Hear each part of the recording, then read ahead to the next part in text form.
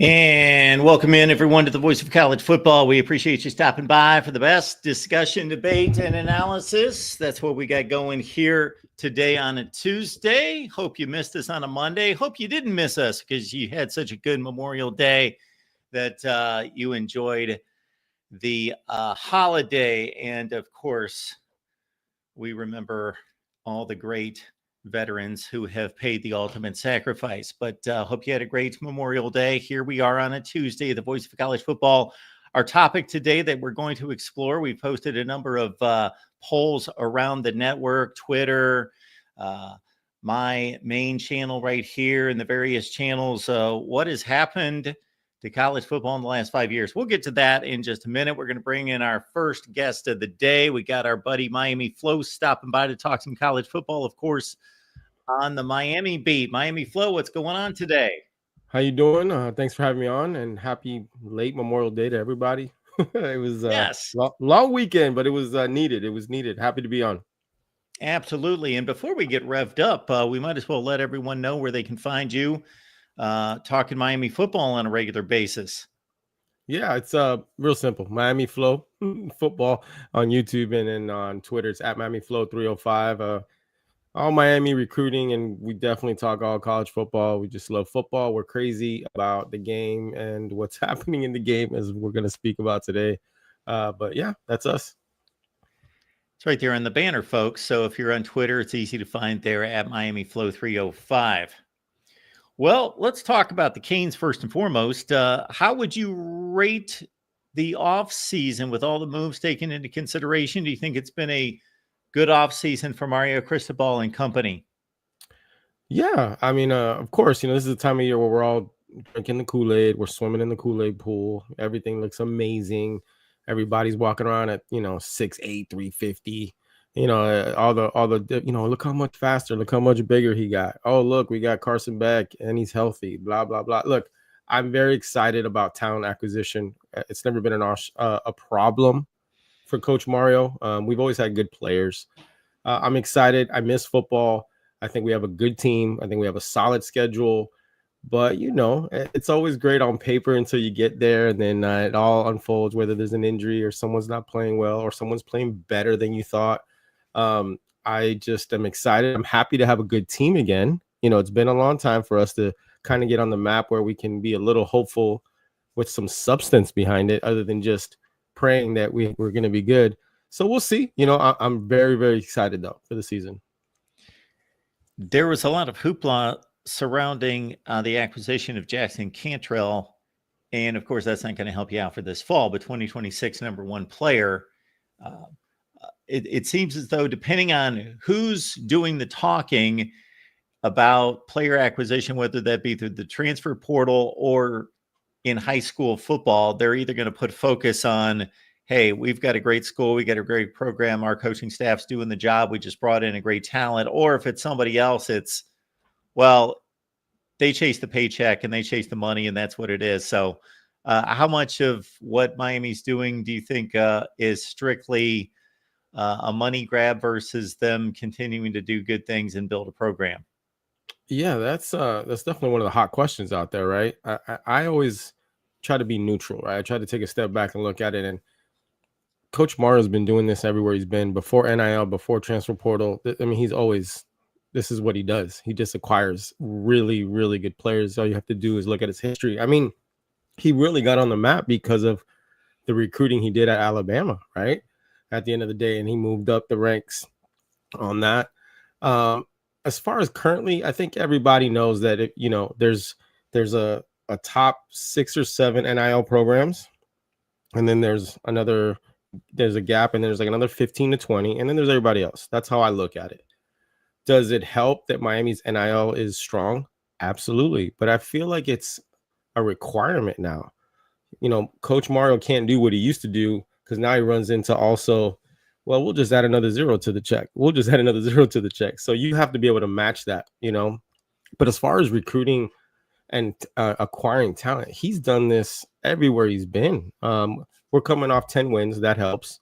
Cantrell was an offensive lineman. That helps. So, there's context there. There's definitely context there. But then you also look at, wow, Last cycle they got Cam Ward. This cycle they go out and get Carson Beck. Those guys aren't cheap, right? At the end of the day, those are both guys that are probably playing on Sundays. One is definitely playing on Sundays. So I look at it like, if you put context on it, I have to give more credit to his background in recruiting, and what he's put in place at Miami to acquire talent, especially the staff that he's put in. They're all guys that just love the grind. They love getting on the road. Now, would we have got a lot of those guys if our NIL program wasn't strong? I'm not sure in today's football. I'm not sure. But I also don't think it's because of that, only just because of this guy's background. Folks, jump on in. Leave a comment or question. We appreciate you stopping by. This is what we do every day, Monday through Friday, 4 p.m. Eastern time. We got Miami Flow here. You see his contact information through YouTube and also, of course, Twitter on the banner. Check out Miami Flow's work right there. Of course, the defense held you back. And if there was a breaking point last season in which, hey, it was a good season, really good things on the offensive side, number one offense, Cam Ward becomes the number one player drafted, has a Heisman push, all of those things. But then 21-0 up on Syracuse, that's blown, and you lose a big lead and a chance to get to the playoffs. So the defense obviously was not what it needs to be to win championships. Corey Heatherman comes in from Minnesota. He's got a pretty accomplished past. Do you feel good about that side of the ball taking strides this year? Yeah, I mean, it can't get much worse. You have a generational offense last year, and a lot of us that follow the team close, we were terrified going into that Syracuse game. To be completely honest, we thought the score would be like 60-65 or something. But yeah, and what I like about the Corey Heatherman hire is he has a lot of traits on how he sees football as Mario. They're just real, like, no nonsense guys. They're bullies. They're not about the rah. And him also working with Greg Schiano at Rutgers really was huge for our coach to chase him, because, as everyone knows, Greg Schiano was like a mentor to Coach Mario. And when Schiano gives him like, hey, that's the guy, you better go get him, I think that was a big blessing, and from a confident standpoint, to go get Corey Heatherman. And what he did at Minnesota was crazy, right? Like, limited, and I don't mean this in a disrespectful way, but limited talent, but played incredible defense, right? And now he comes over to a place where he's got a plethora of, it's kind of like you went from a 2-page menu to like a book, of the guys you can roll out on defense. It's exciting for us because, clearly our defense was really, really, really bad. So I'm a fan. I was fortunate enough to go to a few practices. I mean, the guy looks the part. Corey Heatherman is one of those dudes that you're like, I don't want to miss an assignment with that guy as my coach. Like, he's one of those old school throwbacks. I like him a lot. I'm happy that he's here, but we'll see. We haven't played a game yet. Again, we're in the Kool-Aid phase, right? Right now, everything's exciting. It looks good. We went out and got a bunch of pieces on defense to give to Corey. So excitement for sure. Can't get worse, in my opinion, than what it was last year on defense. So encouraged and optimistic. You mentioned Carson Beck, so we got to get to him. Of course, Cam Ward was the best in the business last year. Carson Beck, ironically, it seems like a long time ago, but entered last season rated by most as the best quarterback in the country, coming off one exceptional season, and then took up a bit of a step back in regards to numbers. You see the completion percentage went down, the interceptions went up, and so forth and so on. Also suffered the most drop passes in college football at Georgia last year. And obviously he gets knocked out of the SEC championship game, can't play in the playoff. And so where do you stand on Carson Beck? There are good reports about his health and being able to throw ahead of schedule. Yeah. I've already went and did a show on my channel. I actually apologized to Carson Beck because I had misjudged him. I got a chance to see him on a podcast, and I want to give him credit so bad, but I can't remember what the podcast was. It was in April this year, and they had him on for about an hour, and I was blown away by this guy. It was everything he said and the way they talked. was opposite of what I thought he was, because all I did was really watch his tape. I've never really looked at, what kind of person is he? How often is he on social media? Was he a good teammate? Like, I was just looking at the tape, And if you look at the tape, yeah, did he not have the year that he had the year before? Well, the year before he had the greatest tight end that was coming out that year, and he had the slot that plays for the Chargers right now. I can't remember his name right now. He had weapons galore. And that being said, Georgia was in the SEC championship game. So how bad was his season if he's still sitting in the championship game in probably the hardest conference in football? It just wasn't the year that he had before. He didn't have the weapons. He made some poor choices, but like you said, a gazillion drop passes. So there was context there. I think there's a little bit of both, right? A little drop off, also some drop passes, not the players he had before. For us, he fits us, he fits us from a style of play standpoint. We're a bully team because of Mario, right? Offensive line. He's going to make great checks at the line, put us in good positions, real smart. But again, and I'll say it again on your show, I'm sorry, Carson. I definitely stereotyped you.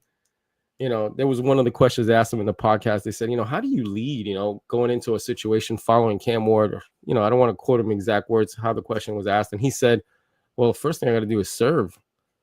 And I was like, what did he just say?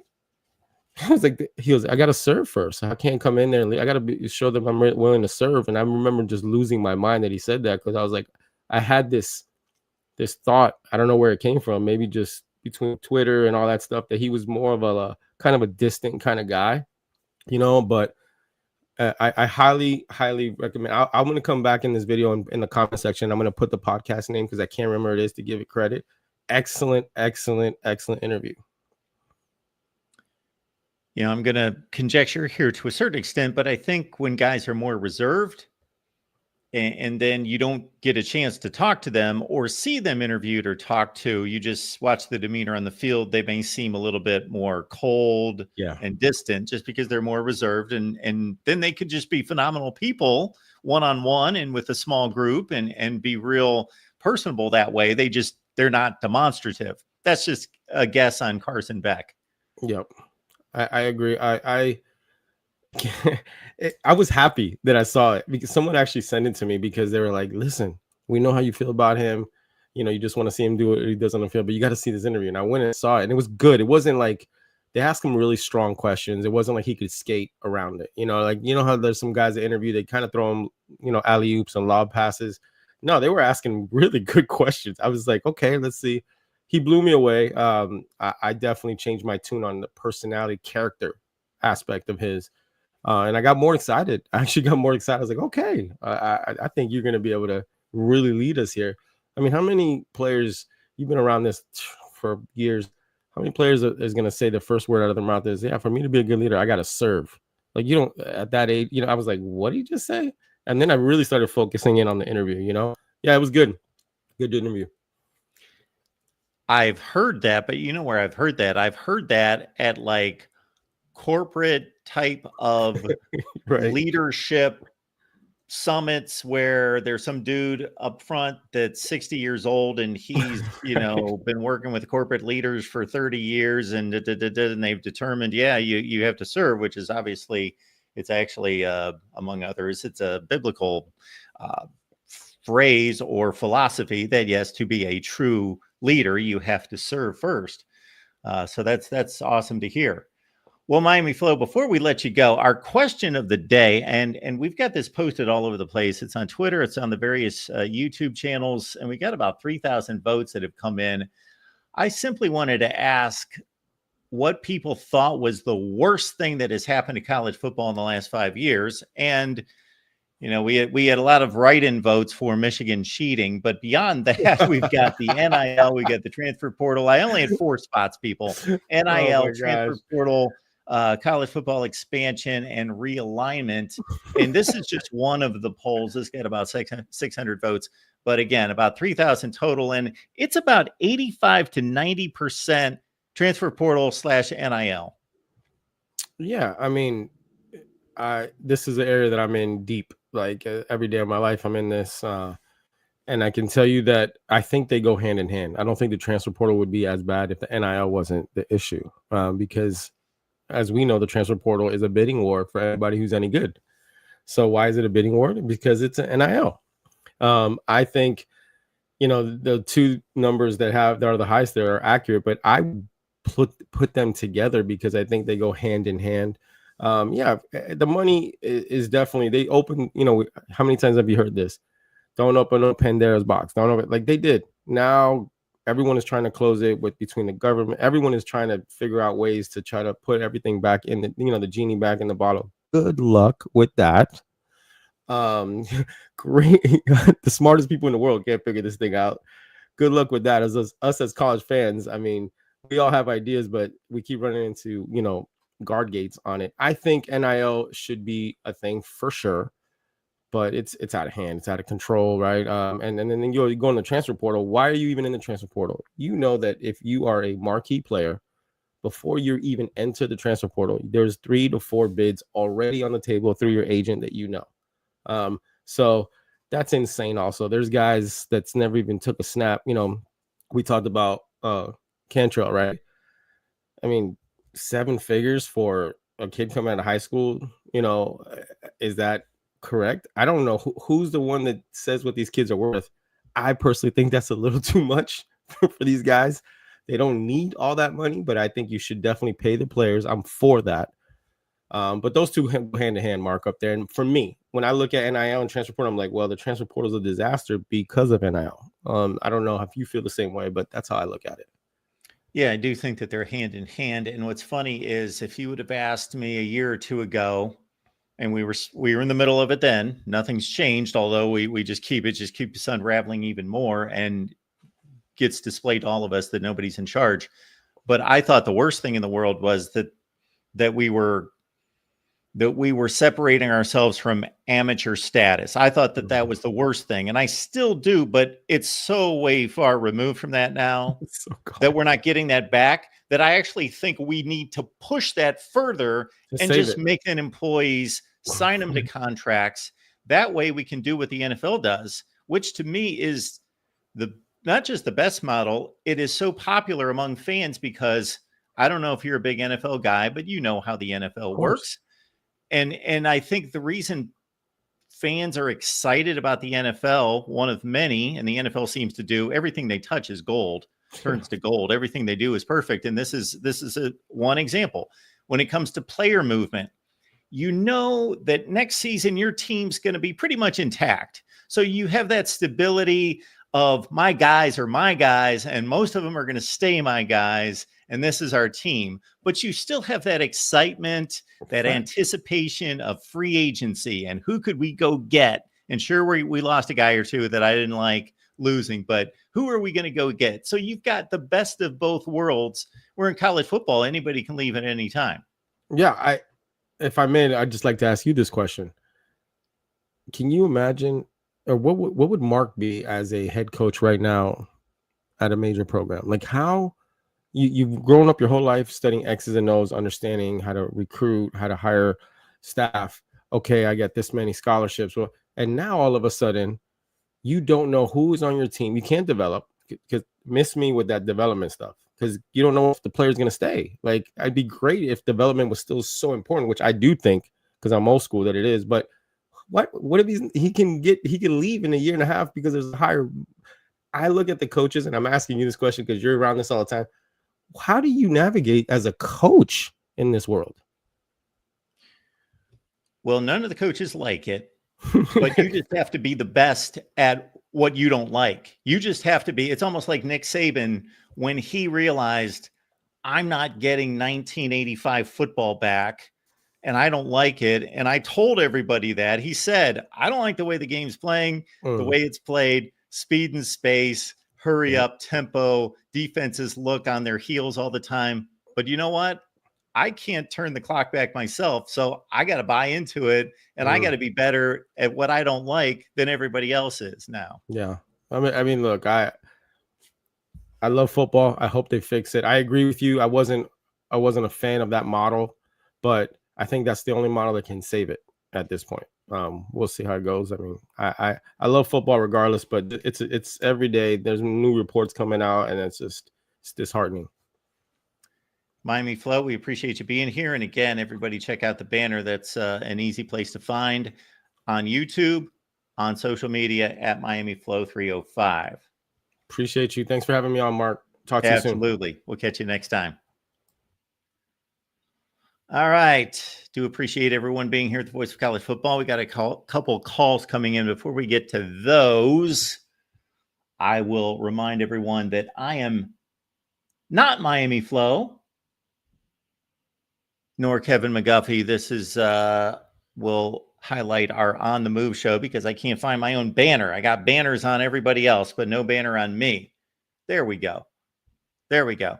Voice of College Football, Mark Rogers. Here I am. Good to see everybody. Monday through Friday's the deal, 4 p.m. Eastern time. Let me get to some comments before we take our first call. We do have a pretty awesome guest list lined up. I made a post and put it on the community page yesterday. In the next couple of weeks, you're looking at Steve Days, Brian Driscoll, Zach Smith, and a bunch of others. Believe me, just sit tight. We're loading up the great guests here at the Voice of College Football every day. And I'm going to be on Juck on Bucks Wednesday. He asked me on. I said, you come on my show and we'll do a 1-for-1. Let's do that. So Juck on Bucks will have the Voice of College Football on Wednesday night. Comments coming in, led off by Jackson. We always appreciate Jackson and his promotion. Karen, thank you so much for wishing me a happy birthday. We don't want to count these anymore, but Karen caught me. So she found that out elsewhere. If you just follow me on Twitter and YouTube, you're not going to know that. But elsewhere, yes. Jackson, thank you so much as well. Tukey G, glad I'm looking in great shape for a man of 85. Thanks. Appreciate that. The real MVPs here. Double X Buckets for life. Good to see you as well. Jim, thank you for the happy birthday wishes. And we'll get to everybody else as well. Edward, thank you for that so much. All right, let's get to the call-in line. We got Garrison stopping by. Garrison, what's going on today? Not much. Happy birthday to you, Mark. Blessings and prosperity to you. Thank you. I appreciate it. Of course. When you put that poll up, I really liked it because I don't know if necessarily all four of those I think ruined college football or a bad thing for college football. But if I had to pick one, I think it would be NIL. And my main reason for that is because I'm not opposed to players being paid. At the same time, though, it's gotten kind of a little wacky, if I will say. And I've had these arguments with my best friend Bryce, who, by the way, everyone is on the network now. You should check him on the Victor's Voice on Mondays for the Michigan Voice College Football. But he's if there was anyone, Mark, that was waving the sword to go against the NCAA, it's Bryce Sack. But I've always told him one of the reasons why I was happy that the NCAA kind of stayed away from NIL is because it kind of shows how much college football, in a way, needs the NCAA. But I think now it's gotten to a point where it's getting out of hand. And my biggest thing is when I see players getting paid out of high school, let's just say $8+ million, 10 we've seen, 12 it's been reported. My argument is for everyone. This isn't I'm a huge Tottenham fan, English Premier League soccer. We're not talking about 17, 18-year-olds that are going out to be complete pros.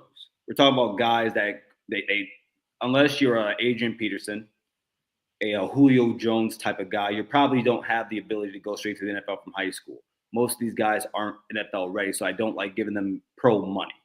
What do you think about that?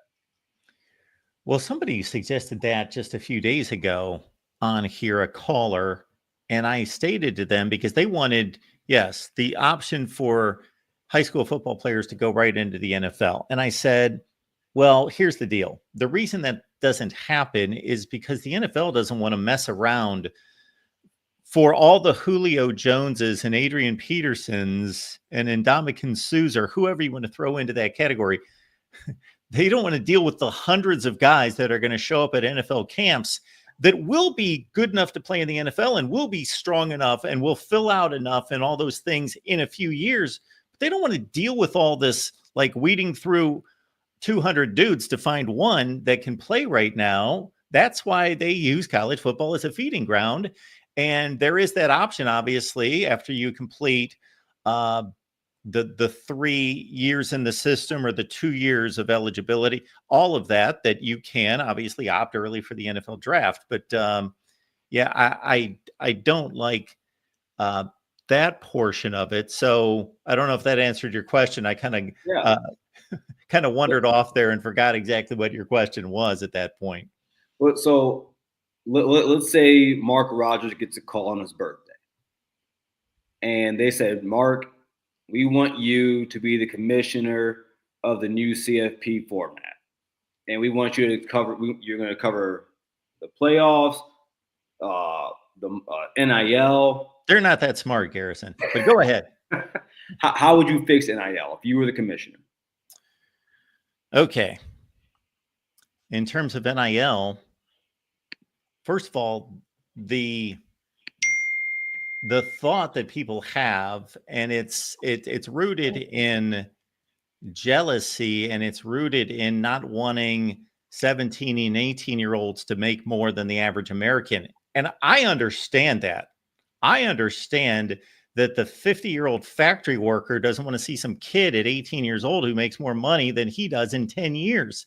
I understand that, but we live in a society and we live in a capitalist system that if the market dictates it, then that it is what it is. We have kids on TikTok that make more money than I do. So that's just the way it is. So if the market says that you're worth that kind of money, you're worth that kind of money. So first of all, a lot of people also don't differentiate NIL money from what's coming this fall, and that's going to be revenue share that's given to the players. So we understand that the number is going to be about $20.5 million given to every athletic department in America. Then they're going to figure out, okay, basketball's worth this and women's basketball this and football's 90%, and there you go. Or they will make that determination. Then they're going to have the mess, which I'm going to find fascinating, of figuring out how much each football player is worth. Right. So those are two different things. I see NIL as endorsement money at the professional level. You know, there's no cap on how much money LeBron James can make in endorsements. There's a cap connected to the revenue of the NBA that he has to live under and they have to deal with. But so I don't think you can put a cap on the total revenue or input, nor should you, or should you want to, that's coming into the sport. It's more about cleaning up those things that are happening that are less than savory and that are backhanded deals and that sort of thing. There's also the mess of different state laws in different states and dealing with NIL as well, that obviously there has to be some level of uniformity across the board, that everybody's playing by the same rules, and therefore it's the same fairness across the board. Well, all right. Well, I'll be honest. So I've never been a fan of the word fair. I think I heard Stephen A. Smith say this maybe 10 years ago. Fair is a place where they judge pigs. So I think it's almost impossible. Well, it's a loaded word. It depends on what you mean when you say fair. I'm not in favor of creating results-based fairness. I'm in favor of creating a system where it's fair competition. Those are two different things. One is basically saying, regardless of who's really good, who's not, who's talented, who works hard, we all want to land at the same place and everybody should get the same amount. I'm from the position that we should make the system as fair as possible, And then the hard workers and the talented people and the go-getters, they're going to go make the money. Okay. I haven't thought about that way. I like that. And then the last thing I want to leave here with was this. So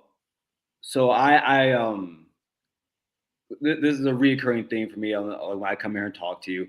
I have backed off of my Iowa take. So I took some time to look at their roster. I looked at the schedule. Well, I talked about the schedule last time. I thought every single game was losable. I didn't think they were better than anyone on their schedule, in the Big Ten at least. But I think they have a top half quarterback. Do you think they do? Well, he's a big mystery, obviously, because he played in FCS football. So I do think that they most likely have their best quarterback since Nathan Stanley in 2019. Now, that's not saying much because they've been horrible at that position for the most part. And Cade McNamara was not the answer. He proved to not be a top-level Big Ten quarterback, and he was injured most of the time. But I think that they've picked up a really good quarterback. Yeah, I think I am confident that Julian Sayin, Drew Aller, Bryce Underwood, even though that's a big statement there because he hasn't played a game, but if he does emerge as the starter, and he should by week 3 or so, but probably by week 1, he probably will be the starter out of the gate. I think he will. Yeah, I think he will be as well.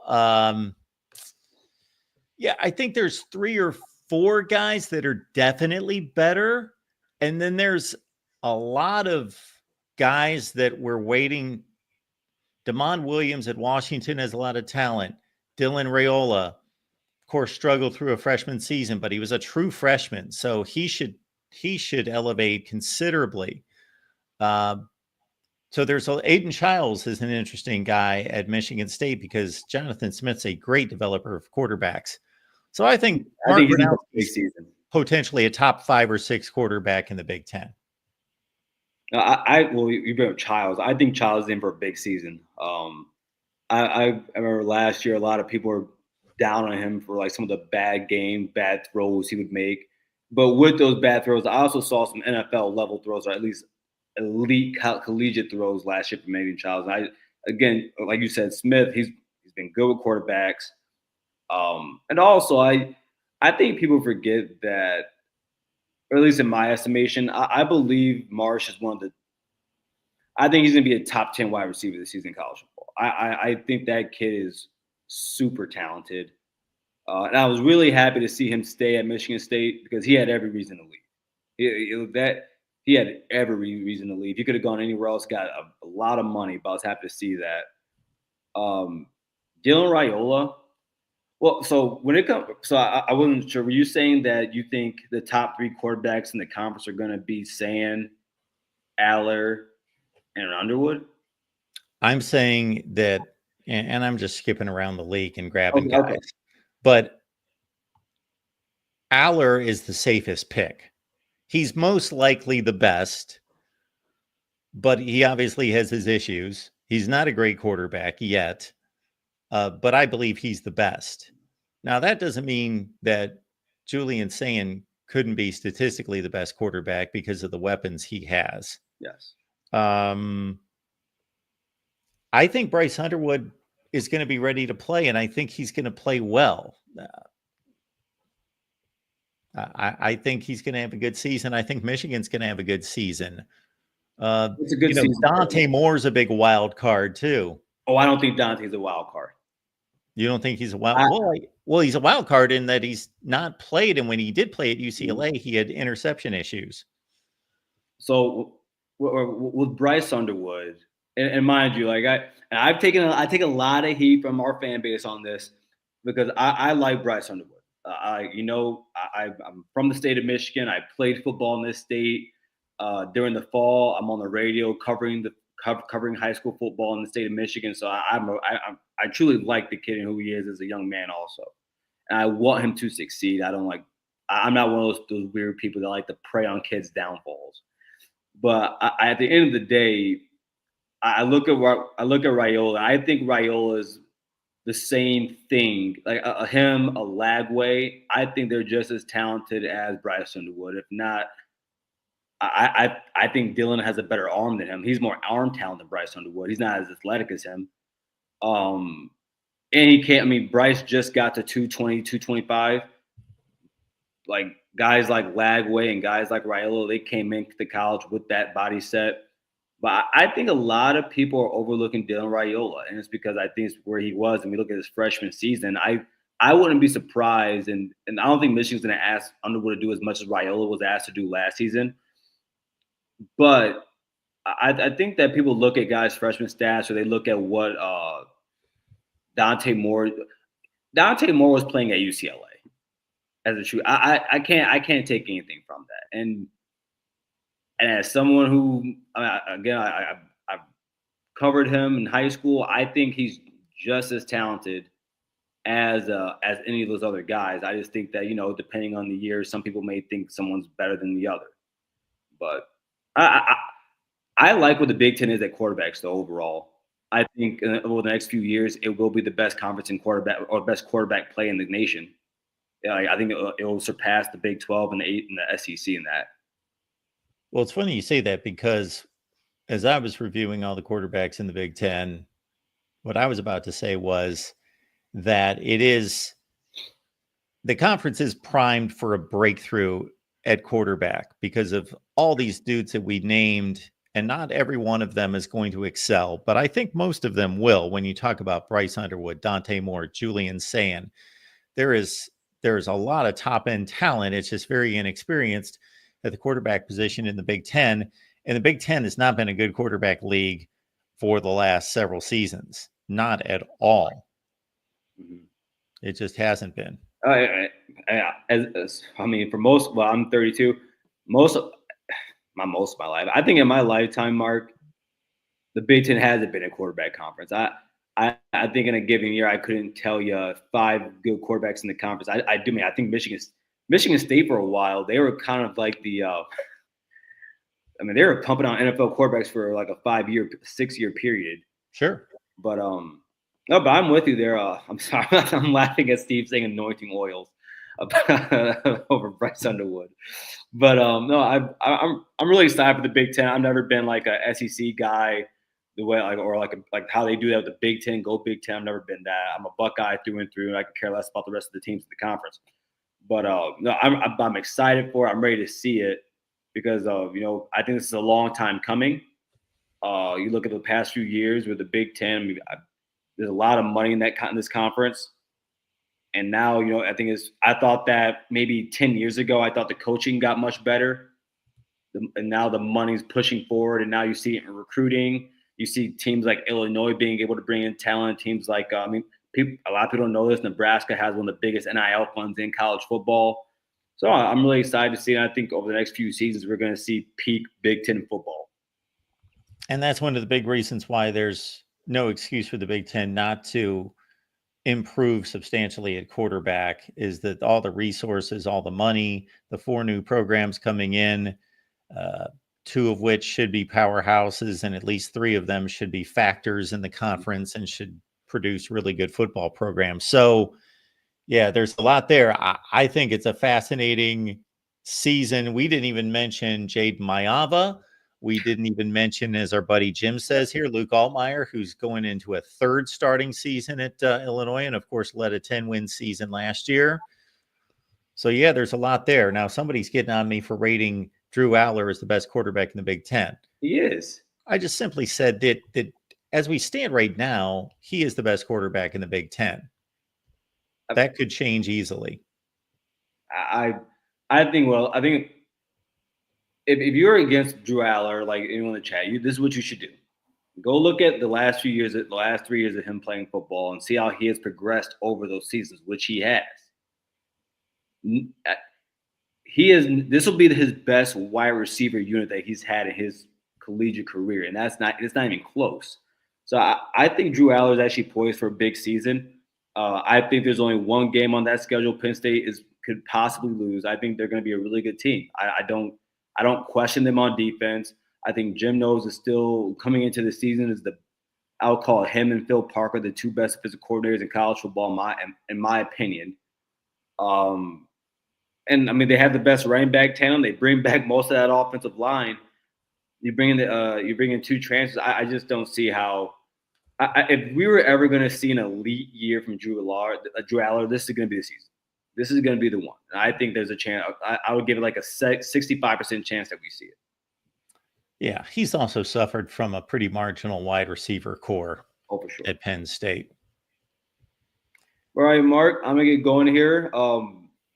By the way, everyone, tonight we are interviewing Coach Dirt from SFE. SFE is South Florida Express. They're if you don't know who they are, they're the probably the best 7-on-7 team in the nation.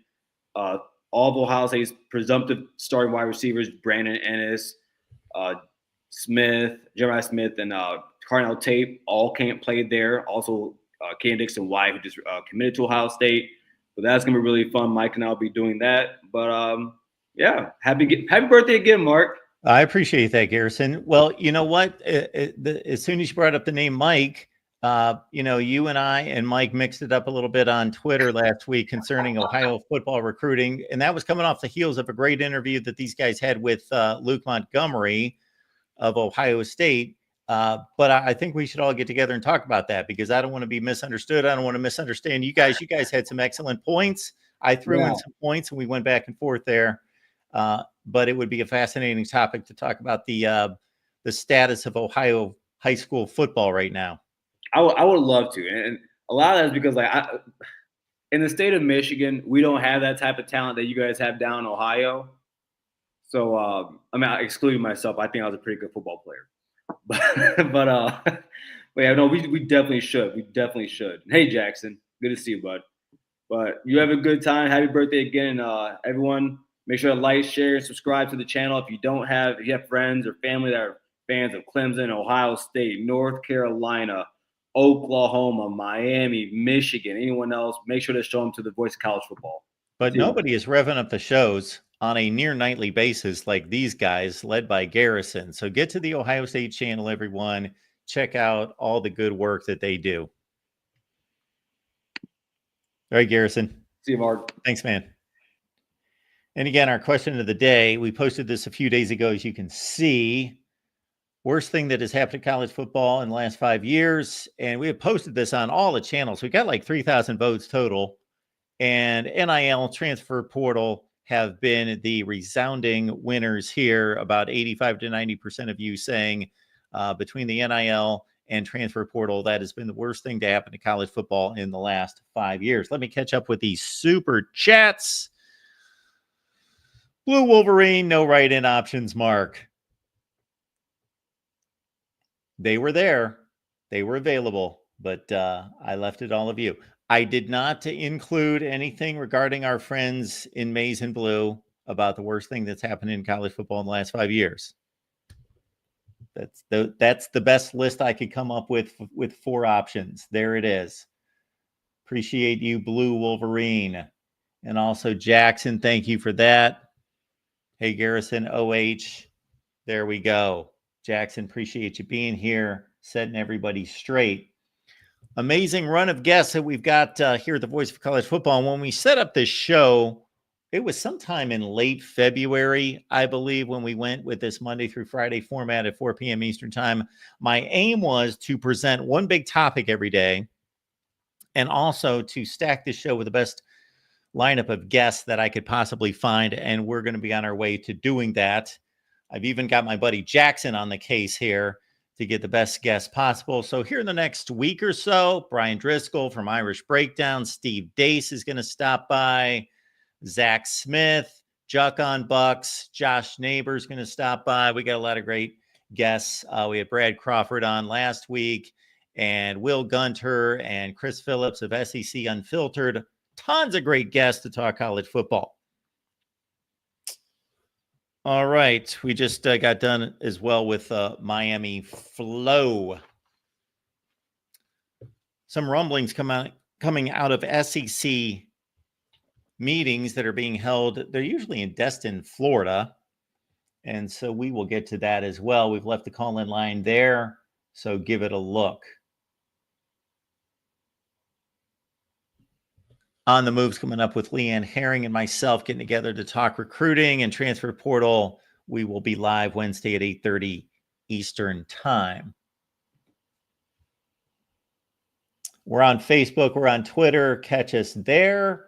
And I want to get to the festivities from the SEC meetings today. Also keeping in mind that we've got our Iowa show coming up at 5:30 Eastern and 4:30 Central.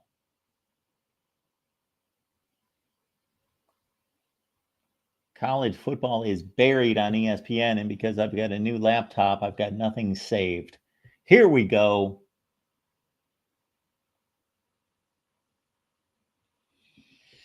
Let's hear what Greg Sankey had to say about the college football playoff format, because the SEC is going to take a stand here soon. I don't necessarily know if once they leave their SEC meetings that they're going to have some huge statement to make that soon. I think they're going to have to mull it over a bit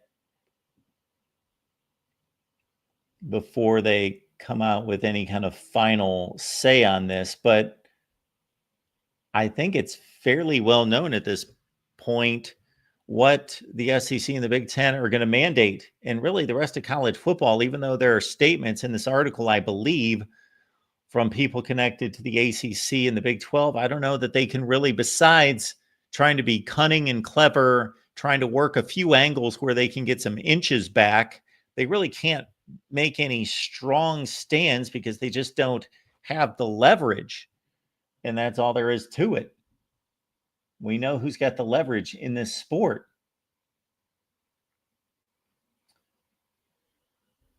So SEC Commissioner Greg Sankey opened the league's annual meetings Monday by saying he's open-minded about the format of the college football playoff. I don't necessarily know if that's true, but that's what he says, while leaving some breadcrumbs about what he thinks are priorities in the conference's decision-making. Those priorities are to get as many SEC teams into the field as possible in the best seedings possible. That's what the priorities are. With SEC athletic directors, presidents, and coaches converging in Destin, the future of the CFP in 2026 and beyond is one of the central issues. Playoff format decision is kinetic as it impacts the SEC's football schedule, going to 9 games and some type of down-the-road scheduling partnership with the Big Ten. We're not committed to any particular format, Sankey says. And I would believe him based on what was just stated there about the 9-game schedule and partnership with the Big Ten. That could impact how they view the rest of it. But there is no question that the powers in the SEC know what kind of format they want. This has been out there for just so long. They know, they have figured out what format they are pushing for. I'm sorry. I hate to not believe somebody's statement, but we went to a 12-team playoff this past season. There were rumblings and actually substantiated discussions about going to 14 or 16 in 2022. In that way, we're talking about 3 years ago. The SEC knows what format they want.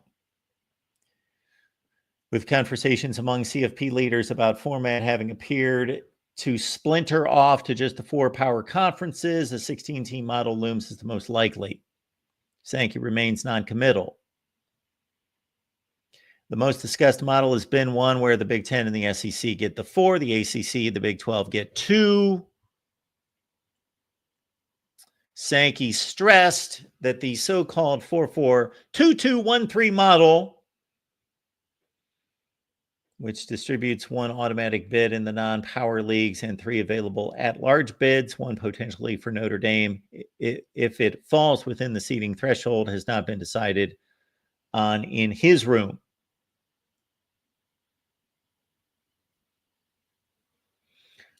I think Greg Sankey is technically being honest. I think he is technically being honest because he doesn't know to the nth degree the final dot and T crossed what they want the CFP format to be. But in framework, he knows exactly what they want it to be. He is 98% assured what they want it to be and what they can get accomplished. And the Big Ten wants the same thing. This is not as fascinating as it could be if the Big Ten and the SEC, being equal powers in the sport, had different objectives. Then it would be fascinating to watch play out. But they're basically, this is inevitable. The Big Ten wants the same thing as the SEC wants. They want, well, of course, each league would want more power than the other, but they know that that's not reasonable. They are equal powers in this sport. Therefore, they equally want to run the sport. So they're both going to get the same exact split of this. There is nothing that the SEC is going to get that the Big Ten won't, or vice versa, in finances and leverage in this CFP. When it comes down to finances, when it comes down to seeding and entry leverage, they're both going to get the same thing. No one's going to benefit from this between the two of them. They're going to equally benefit. Sankey did dive into some traits in the CFP system that he'd like to see, including a prioritization of the regular season, games like Nebraska's recently canceled series with Tennessee, while keeping postseason hopes alive for a swath of teams deep into the season. I believe we've got a call coming in, so let's get to that. Oh, we got Defiant checking in. Defiant, we appreciate you being here at the Voice of College Football. And Mark, 21 today.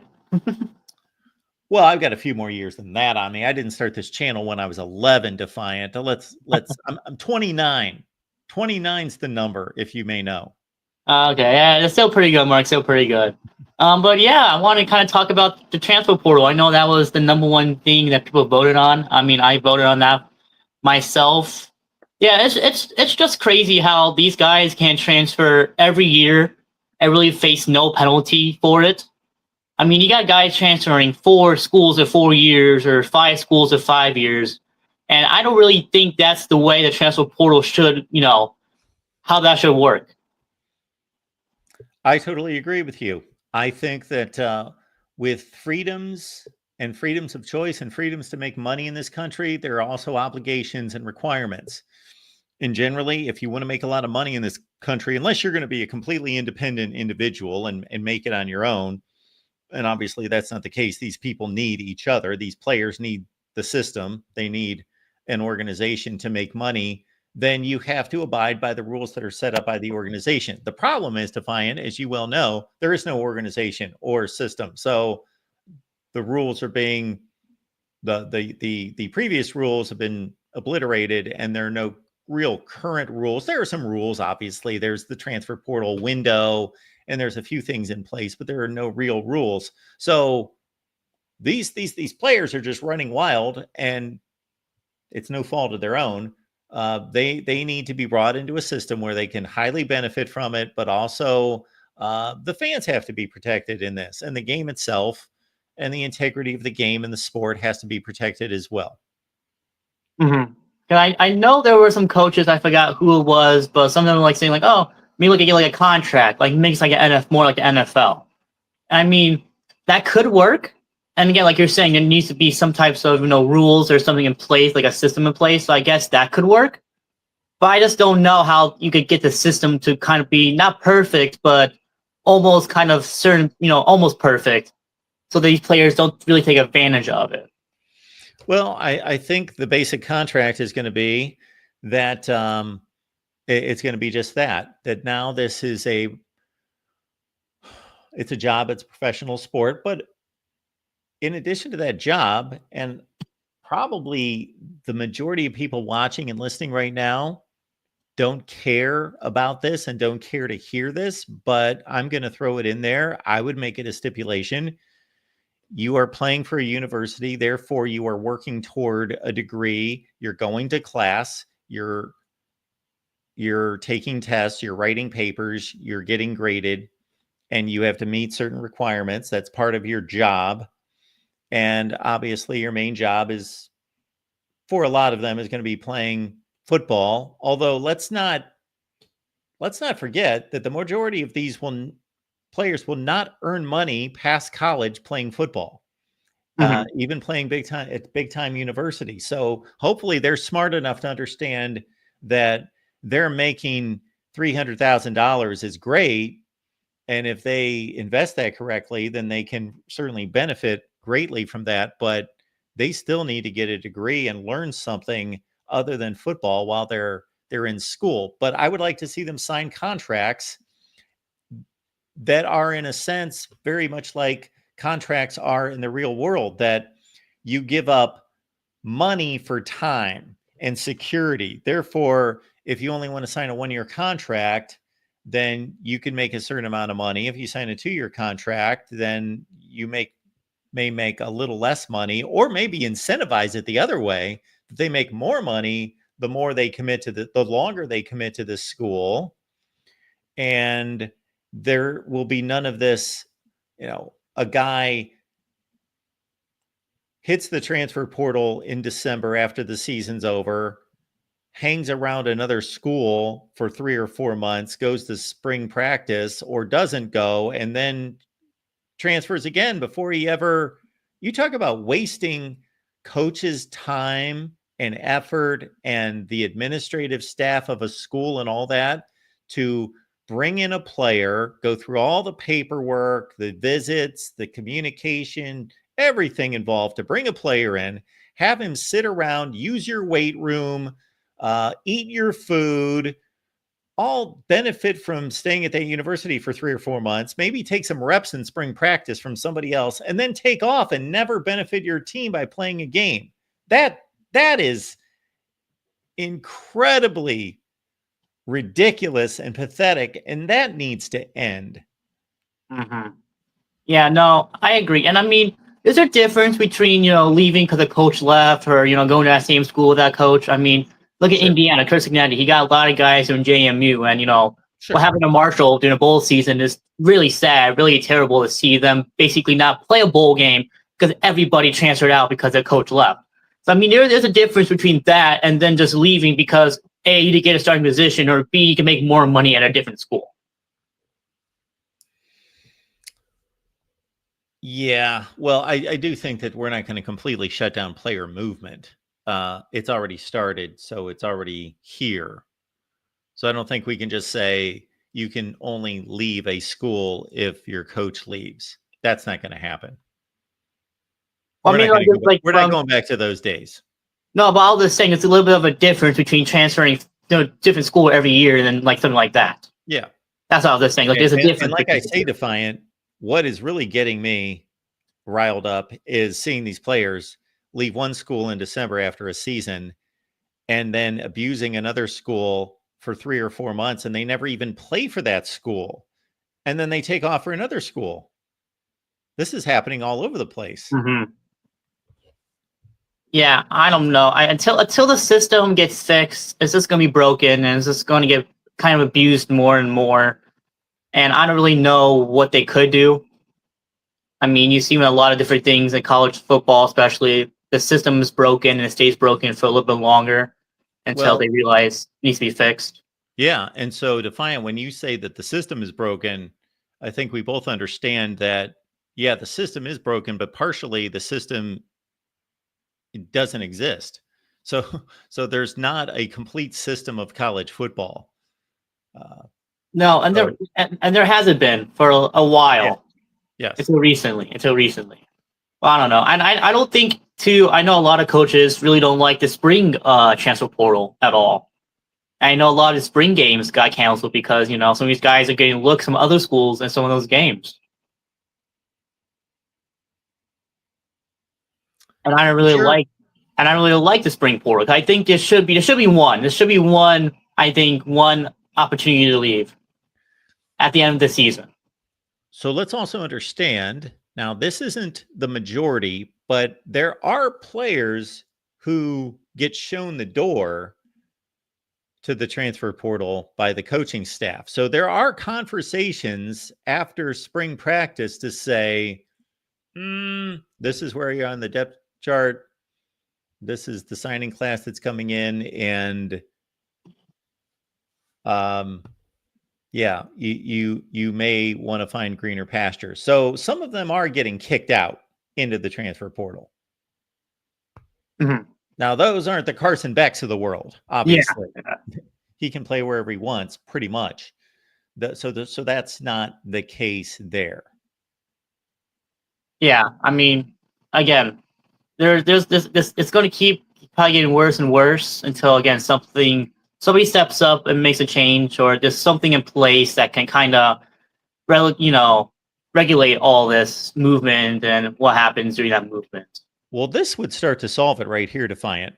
If the 4 commissioners and those 4 leagues came together with whatever administrators are involved as well from those conferences, and they either selected a governing body to rule the sport, run the sport, or a commissioner, and that would get us to a point where we at least would know who's running the sport.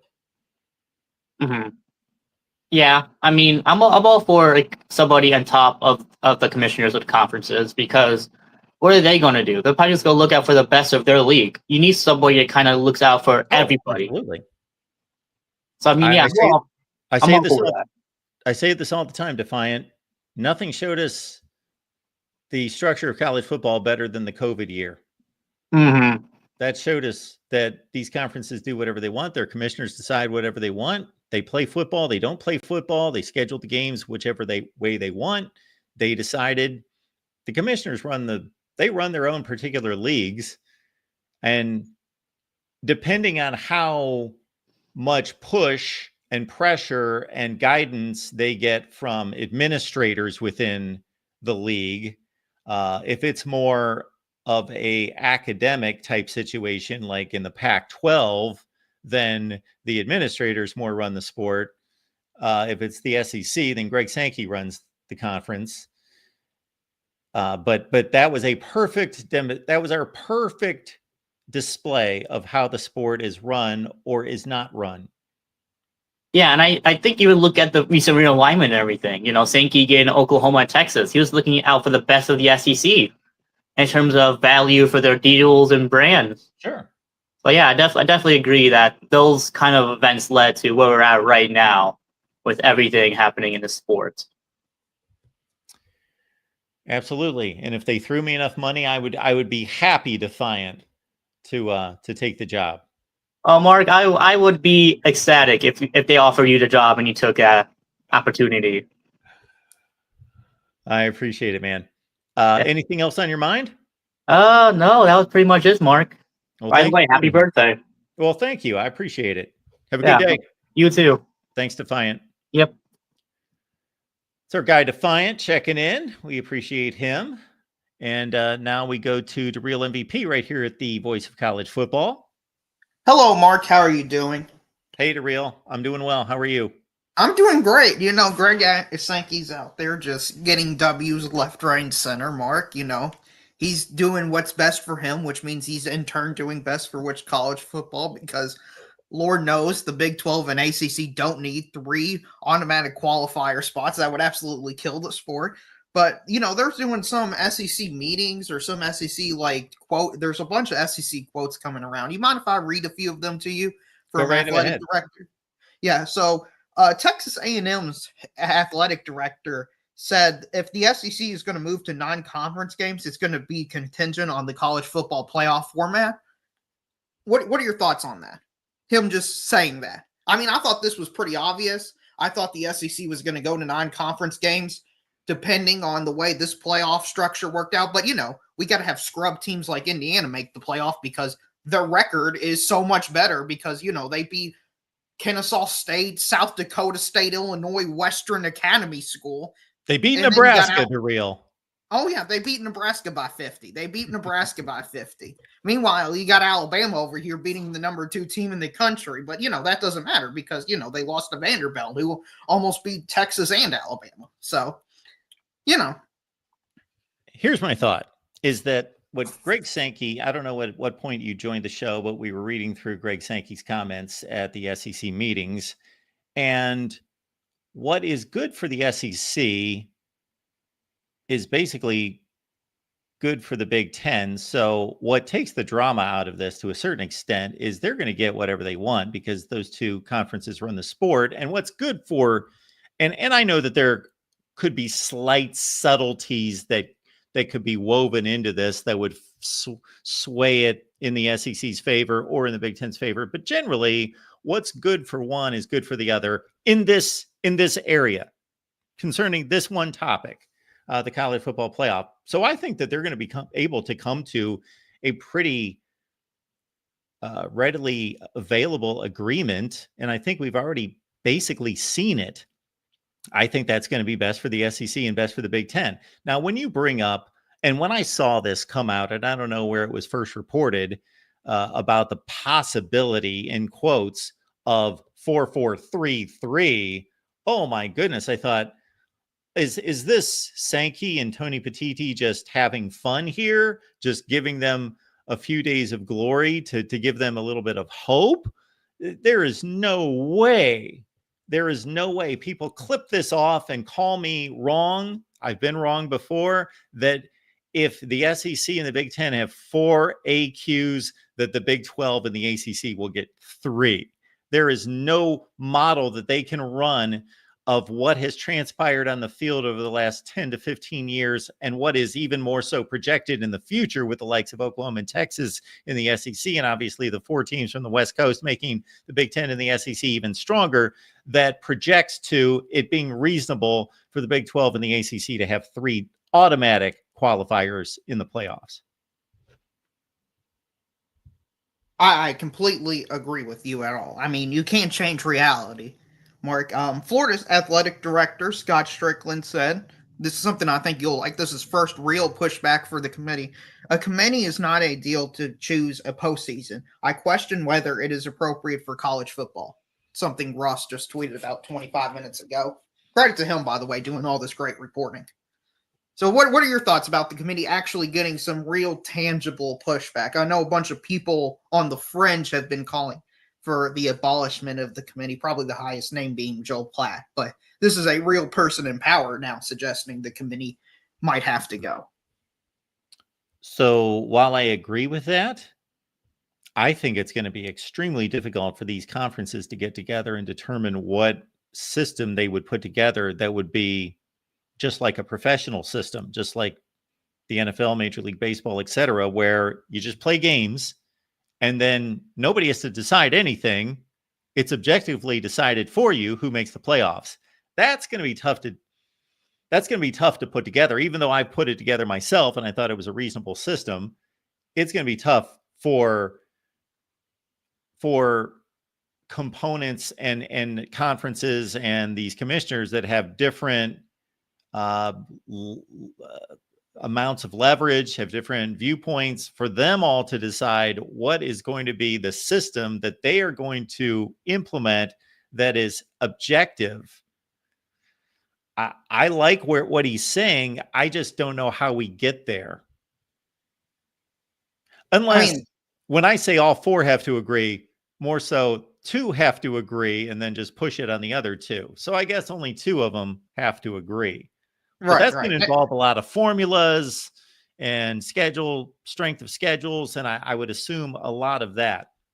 Right. Greg Sankey also said today, yesterday, he said, I have people in my room asking, why are we still in the NCAA?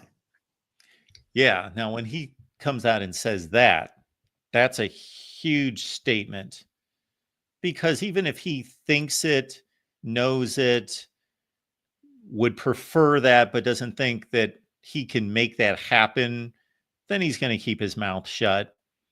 But that really speaks to, I am calling them out in public to say that they're worthless. And I believe I can do something about it. Yeah. And I mean, I think he's floated this out before where he's talked about the SEC just leaving the NCAA and creating their own league, essentially. Do you think it's what would happen if the SEC and Big Ten just said, we're out? We're creating our own thing. Basically a super league of they're two conferences. Is it even like, is the sport completely dead at that point, college football? That's a great question because I don't think it's dead immediately, but maybe it suffers a slow death because you rip apart the middle of the country, the you know, the plain states and so forth, and you just isolate so many fan bases that they would become disinterested. Obviously, they just would check out and probably no longer be invested in college football because their leagues would become group of fives and don't have that illusion, at least, of being competitive with the big boys and playing on the same level. And I don't think college football is going to completely sputter and go away and that the demise would be imminent, because I think there are enough fans in those two leagues to keep the sport solvent for a long period of time. But I think that the sport would suffer greatly. I just don't think there are as many teams involved, obviously, and them playing each other over and over and over would get dull. There would be an entertainment factor that would be compromised. I would hate to see that. Yeah, I think everyone would hate, even I would hate to see that. I mean, I want to see the best teams play, but I want them to earn it by beating everybody else. And, you know, it is nice to have some Cinderella teams like TCU and whatnot be able to compete occasionally with the powers of college football. I know TCU got crushed in the national championship game, but at least they made the national championship game. Do you think, Mark, that I think there's a lot of people, the casual fans, that just like the idea of the G5, the Big 12, the ACC having a chance to make the national championship and win it all, even though they can't win it all. We all know they can't win it all except like Florida State, Clemson, Miami, because they're just not good enough. But I think there's a lot of people, and when I say a lot, I'm talking a vast majority of fans just have an idealism of, well, somehow, maybe, possibly, eventually they could make it. And I'm one of them. Now, let's not get that confused again. I'm the one who said as soon as this playoff system was devised, the Big 12 is not winning a national championship ever. So, yes, those are two different things. What I believe is competitive versus what I want to see take place. And I don't want to see the schools and the football programs that I've grown up watching thrown by the wayside and not competing. Now, somebody who's just starting to watch the sport, let's say somebody who's 16 years old and they've been watching college football for 5 years, they may look at this completely different and just think, I'm watching Ohio State and Georgia and Clemson and Alabama and Michigan play every week anyway. I don't care. Maybe they've got a completely different perspective and they're not tied to the history like somebody like myself. So maybe it's got more of a future than I anticipate. Yeah, I understand that perspective. I saw a Pat Ford report that the SEC conference championship game may be going away because of the new college football format. They're basically going to have the 1 versus 2 seed automatic not play during conference championship week. They're going to have 3, 6, 4, 5. You know, this is just another thing being taken away from us fans. Now, I know originally, way back when, they didn't have conference championship games and they implemented it, but it's been around for so long, and it's such, you know, it's one of the good things that have changed about college football that made the game better, that added value, and now we're just going to probably lose it. Well, I'm conflicted about that one because I'm on board with everything you just stated. The SEC championship game started in 1992. At this point, it might as well be 1952 to most people. They've grown up with it. It's been a staple. And then the other conferences jumped on board. So we consider that a tradition of the sport. However, with the expanded field, what did we see last year? We saw the two biggest conferences play championship games that didn't matter. Everybody was safely in the playoff, And so this is where I'm conflicted. I love the tradition and I love what these conference championship games used to mean. What they used to mean tangibly as a conference champion, which few people care about anymore, it seems. And number two, what they meant about entry into the playoff. You had to win. When did anybody lose a conference championship game and make the field? Very rarely. Obviously, Georgia did once. But in this new world, if we're going to be reasonable about it, knowing that, what was our SEC championship game? Georgia, Texas last year, knowing that they're both shoo-ins, they're in, that great argument we were having late in the season about Alabama and South Carolina and Ole Miss and these teams in that next tier of the SEC, seeing them actually play and seeing like either an SEC doubleheader on Saturday or a Friday night game and a Saturday game, that seems pretty interesting to me. Yeah, I mean, I'm in favor going forward of having some playing game, but there is a valid argument I don't know how to get around that it's going to very heavily diminish the regular season, because you could have a 7-5 team as a 6th seed make the playoffs. Yes.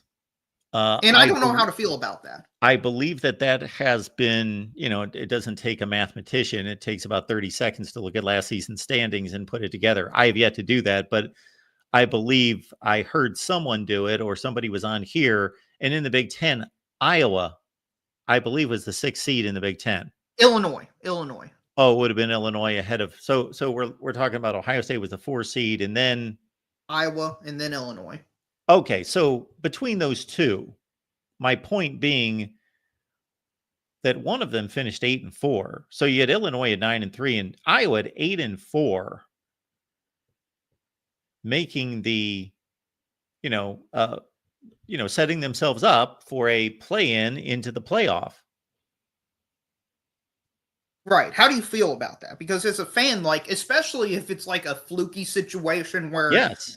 Ohio State's quarterback goes down and their backup is just a scrub because he hasn't played the entire season, so he doesn't understand the calls, the signals, the plays yet, and they lose because of that, I would be like, man, that's devastating. Because of the nature of these conferences, the way they stand right now, they're stacked. The SEC and the Big Ten are stacked at the top, but the Big Ten has a drop-off.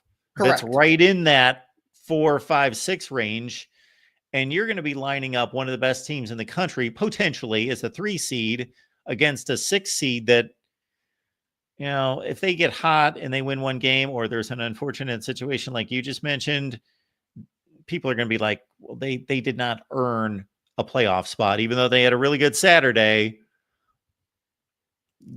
Yeah, there are going to be some quirky situations. If that's, So there's 2 ways to approach this, though, to real. You could say that's basically a play-in weekend, or you could say that's just an additional matchup that's played that factors in with everything else, and then we decide who makes the playoffs. So maybe the Iowa win doesn't elevate them into the playoffs. No, it would. It would. These are playing games. These are playing. They're true playing games. Yeah, then we're going to run into some quirky situations that are not going to be valid. Right. Now, I've seen Greg Sankey. I can't find it, but he basically said that this new 4-4-2-2-1-3 model would actually hinder the SEC from getting maximum playoff spots, that they're actually sacrificing, I think is the word Greg Sankey is using. And that's got a lot of people upset, particularly in the ACC Big 12 G5 country, that Greg Sankey is trying to act sanctimonious about giving them so much teams into the playoffs, that he's only getting 4 in, Mark. Well, after I make this comment, I got to run, but I will say, actually, that's not totally far-fetched.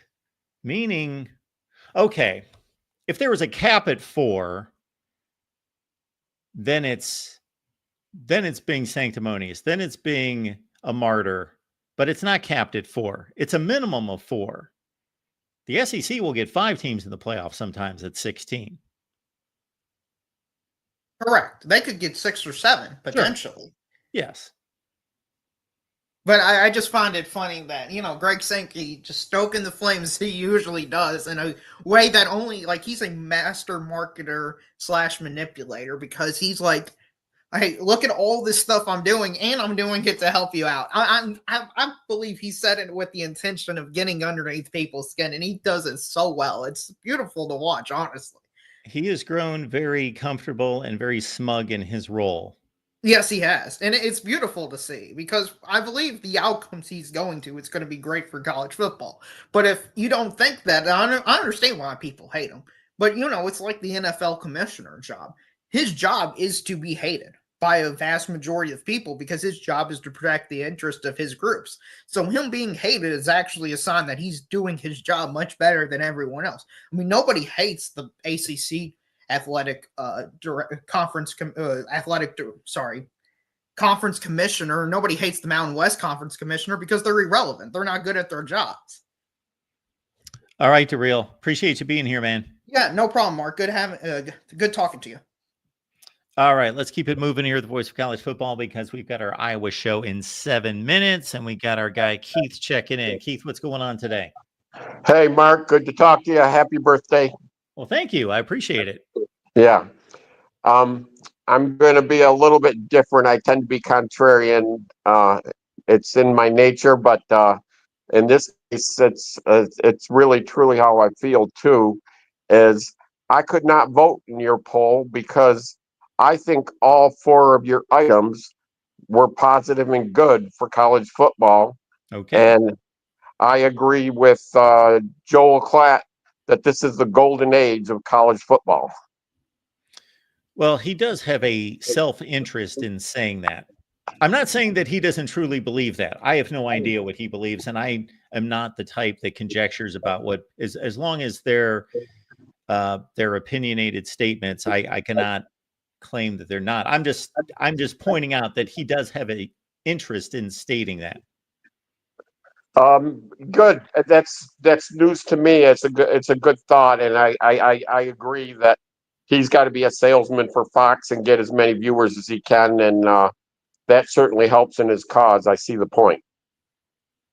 I don't agree with him, but I understand. I think simply from the competitive nature on the field, that he is a great point. He obviously knows what he's talking about. He's one of the most respected guys in the sport. I think he's great at what he does.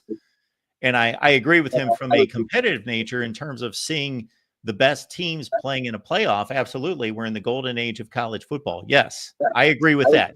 The conclusion of the season is the golden age of college football. Yeah. And it's not only the conclusion of the season, but all the games in November are so meaningful now. There's not just 4 teams that can get in. And when they were saying the games were going to be more meaningful, the commissioners that voted for the expansion took a lot of heat, thinking they're actually taking away meaning of the games.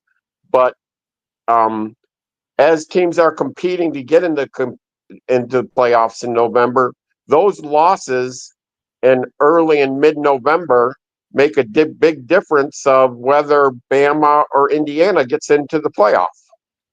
So, Keith, both are true, but the point that you are making, I think, is more true. So when 2 undefeated teams play near the end of the season, that would have been playing for everything. Think Ohio State, Michigan in 2023, when they were both undefeated and Michigan knocked Ohio State out of the playoff. That game's meaningless now.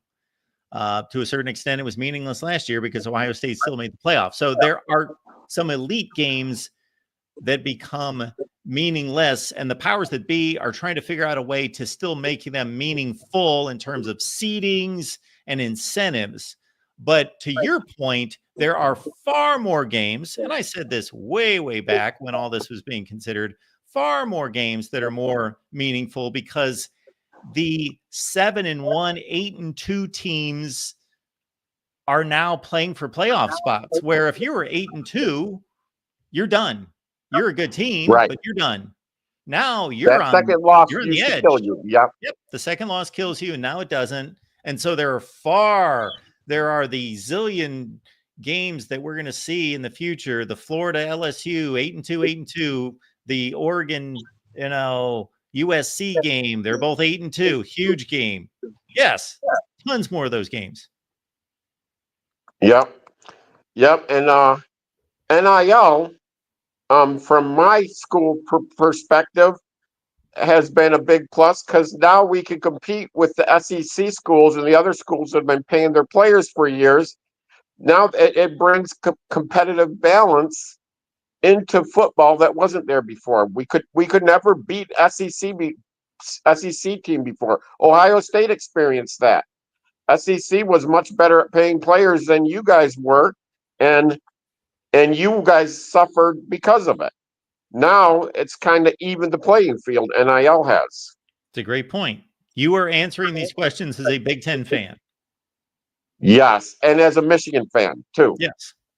Yes, and the transfer portal.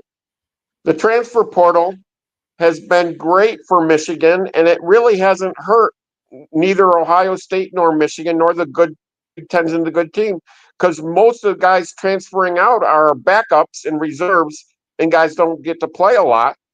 The guys coming in are really good contributors, like Caleb Downs and Ole Oluwatumi, guys like that, who are just big time players that really added to our teams in our games. Well, I'm going to go back to my tried and true NFL model for being from a fan's perspective, I believe the perfect model of free agency that keeps the fans attached to their teams and their players, but also gives that slice of excitement of free agency versus this wild, wild west that anyone can leave at any time. And sometimes leave twice in a season or during the off season and don't even play for team. Do you know how many players, Keith, are out there now that leave a team in December, transfer to another team, never play a game for that team, just use up their resources, their weight room, their training table, eat to their heart's content, and then they take off for somewhere else and they never played it down for that school, and they just wasted their time and their personnel and just wasted their resources. Yeah. You see some players that skip almost every year upping their NIL deal, and they're not in one place for more than a year or two. Yeah, that's a bad effect of NIL. I agree. And again, Keith, I'm not talking about staying for a year and playing for a team. I'm talking about staying for 3 months during the off season. Yeah, that's true. Yeah, there are scads of these players now. I see it every day during the transfer portal window. Yeah, well, maybe when you're commissioner, you can make it restricted free agency, and the team has a right to match the offer and keep them. How about that? We'll do that, Keith. You can be part of the cabinet. All right, good. And what was the last one I didn't cover yet? Realignment. Realignment. I absolutely love that we get to play USC and UCLA every year. Okay. And Oregon and Washington. Okay. That just adds to the game in so many ways. All right. None of these can really be argued because they are all personal to each person to say, I like this change or I don't like this change. Now, I think most people would disagree with you. Again, you set up the conversation, Keith, as a contrarian, and you're right. You're a contrarian. This is what I said when all this realignment went haywire. I said, I don't like it as a purist and as a tradition-based college football fan. I do not like it. I don't like that Rutgers is in the same conference with Washington. I think it's ridiculous. But is it consolidating the good teams into the same conferences? Yes. So they can't avoid each other. They have to play each other. So it is creating better matchups. Last year we saw, like you said, Michigan play USC. We saw Penn State play USC. We saw Oregon, Ohio State, and we could go on down the list of games we would never see. Right. And I would watch Penn State USC any day of the week. But if Penn State was playing Indiana, I might watch the game and I might not. I got you. You're right. Totally agree. Yep. So that's all. That's what my point is. You could have asked the question, what's the best thing that happened to college football in the last 5 years, and asked those 4 questions. Sorry, Keith. I'm part of the media, and we got to keep things negative. Yeah. Okay. Yeah. And unfortunately, I don't think I could vote for you as commissioner because you're too slanted. You're too much of a homer for the Buckeyes. Are you kidding me?